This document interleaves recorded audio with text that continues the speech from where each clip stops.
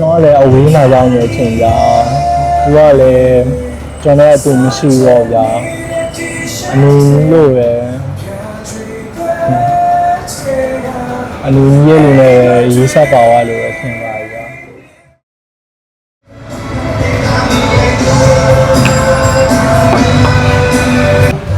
သူကြီးလိုက်ရင်ဗျာမျက်လုံးလေးကလုံးအောင်ကျင်းနေရဗျာလုံးဝမျက်လုံးချောင်းမှာလုံးဝချစ်ဖို့ကောင်းတယ်အမူအရာလေးတောင်ဆွဲလဲမိပါဘောသူလည်းရိမ့်မိပါပါနောက်လေးဆိုကျွန်တော်အဲ့ချိန်တော့သူ့တကယ်ချစ်ခဲ့ရရောတကယ်ချစ်ခဲ့တော့ချစ်ချင်းညာဖုံးခွဲထားလို့မှမရကိုဘက်ကပဲနေရပဲစာယူခွင့်ပြောခဲ့ရအောင်သူဘက်ကချစ်တယ်ဆိုရင်တော့ဗျာသူဘက်ကချစ်တယ်လို့တော့ထုံးမပြောဘူးဗျာ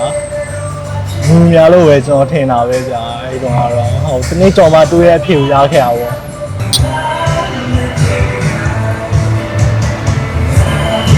တခြားလူရောမသိဘူးဗျာဒီကျွန်တော်ကောင်မလေးကြတော့ဗျာဒီစကားကျွန်တော်စစတန်းနေပြောတဲ့အချိန်ကြရောသူဘက်ကတော့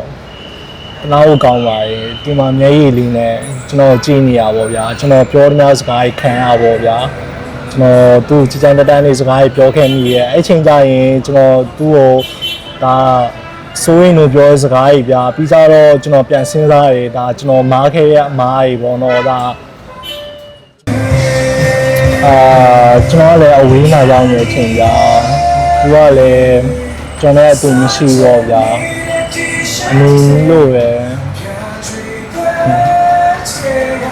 အနူရဲ့လူနဲ့ရေးဆက်ပါသွားလို့ထင်ပါဗျာ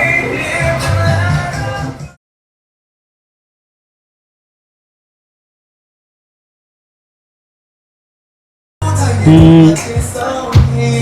နည်းဆိုရဲအတွင်းမှာတော့ဒါကတော့ကျွန်တော်ညှိထွေးခဲ့ပါရှိခဲ့ရပါဗျာဒါပေမဲ့ဒီတနေ့ကြော်ရဲ့အချိန်မှာကြတော့ကျွန်တော်ကဗျာဘလောက်ပဲချစ်တယ်လို့ပြောရောဗျာကျွန်တော်အနားမှာမရှိတာသူ့ကျွန်တော်နောက်ဆုံးဖုန်းရောခဲ့အချိန်တော့သူ့ဘက်ကပြန်ပြောတဲ့စကားတစ်ခုတော့ရှိရပါတော့အဲ့ဒီစကားတစ်ခုကဘာလဲဆိုတော့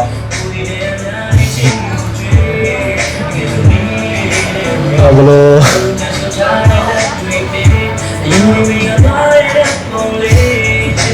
ဘက်ကပြောစကားလေးပုံရှိပါတယ်အဲ့ဒါတော့ကိုယ်စင်ပြောင်းနေပါတဲ့